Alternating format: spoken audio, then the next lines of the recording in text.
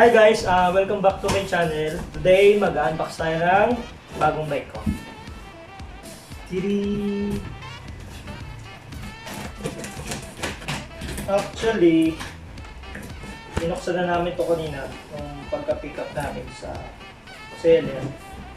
Kasi, ayun o, nilagyan lang namin ulit ng tape kasi gusto ko makitilo bago kami umalis.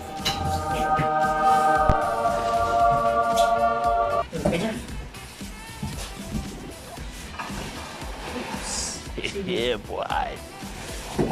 Ang binili ko ay Merida Big 9 Limited 2021. Small size na 29er. Ang color niya ay red. Glossy race. Red. Ayan. Ito ba? Ito ba? Ito ba? First time ko lang bumili ng bike na naka-box eh. First time ko lang mag-unbox. Ngayon yung seatbelts. Sorry.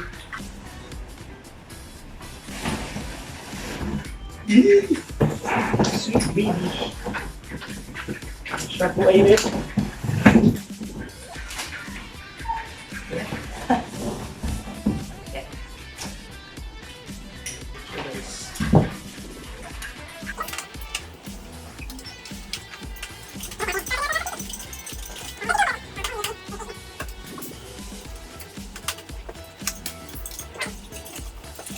Ganda ng kulay niya.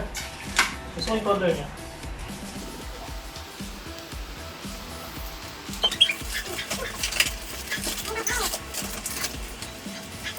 From road bike, bumalik ko sa mountain bike. Pero this time, 29 na lang gamit ko. Hindi lang kapal ng ano? Ang kapal ng zip tie.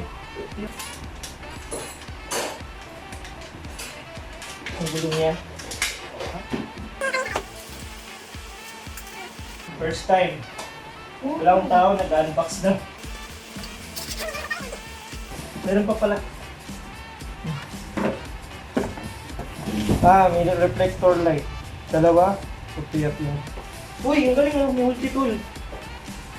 May multi-tool na kasama. Tapos, bell. Uy, na bell.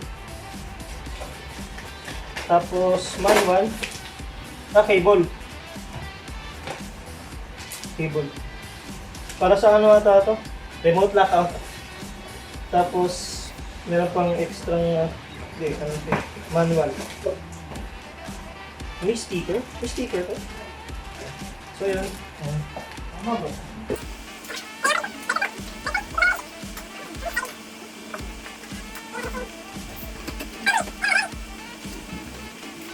Napawisan na ako, guys. Tara! Boom!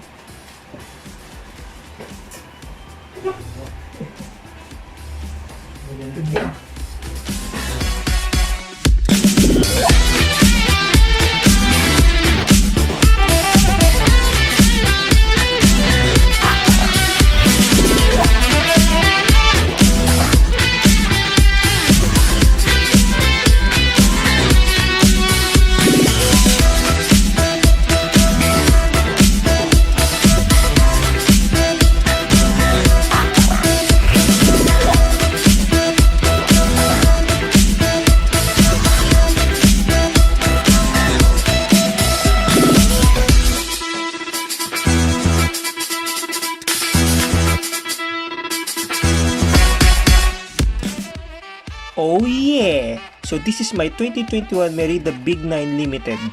Ito ay 29 na hardtail mountain bike made for cross-country o yung tinatawag nating XC. At pwede din siya for trail riding. Ang frame size nga pala na kinuha ko ay small. Ito na kasi yung frame size nila napasok sa height ko. So mag-umpisa tayo sa frame. Color of the frame is glossy race red. Material nito ay 6066 aluminum alloy and ang kanyang head tube ay tapered. Naka 148 by 12mm true axle na ito para sa rear wheel. And ang kanyang bottom bracket ay BB92 standard, also known as press fit. And lastly, naka-internal cable na ito. Ang fork na naka-attach dito ay Manito marker comp. Air suspension na din siya with 100mm travel. Tapered na ito at may remote lockout na din. Now, punta naman tayo sa drivetrain. Ang drivetrain nito ay 1x11 speed Shimano Diore M5100. The crankset is 32 teeth. Ang bottom bracket nito ay Shimano MT500 PA for BB92 press fit. Shifter is 11 speed. Rear derailleur is also 11 speed with Shimano Shadow Plus technology. Ang kaset nito ay 11 speed na din, na 11 teeth to 51 teeth. And the chain is KMC X12. Ang brake set naman is Tektro M275 2 piston. Punta naman tayo sa gulong. Ang size nito ay 29-inch wheel size. Rims is Merida Comp CC aluminum with 32 holes at 20mm inner width. Ang tire naman nakakabit dito ay Maxxis Icon na 29-inch by 2.2 inch. Ang hubs naman ay Shimano MT400B.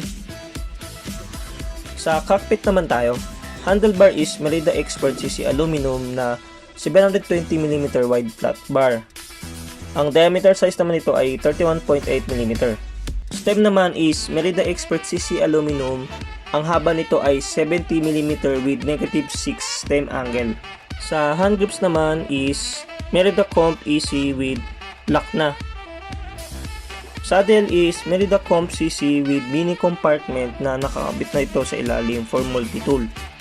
Yep, may kasama na itong multi-tool from Merida out of the box. Seat post is Merida Comp CC aluminum material. Ang diameter size naman nito ay 30.9mm. Seat post clamp is Merida Expert single bolt.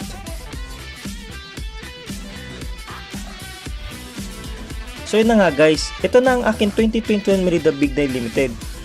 This is my first time using a 29er mountain bike at excited na talaga ako gamitin ito para sa mga darating na ride. Mapatrail man yan o kaya long ride. Gustong-gusto ko talaga ang geometry nito kasi bagay na bagay sa cross country. Lalo na pag inagkulit ito na XC setup. Napaka-pogi ng dating niyan. So yun guys, comment down below kung ano yung masasabi niyo sa bike na ito. Sa susunod na video, masusubukan na natin ang bike na ito. Gagawin natin ang Laguna Loop. Kaya kung hindi ka pa nakasubscribe, mag-subscribe ka na para mapanood mo yun. At kung nagustuhan mo ang video na ito, please hit like that button. Thank you very much for watching.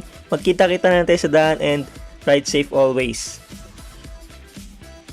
By the way, pangalan pala ng bike ko, Scarlett.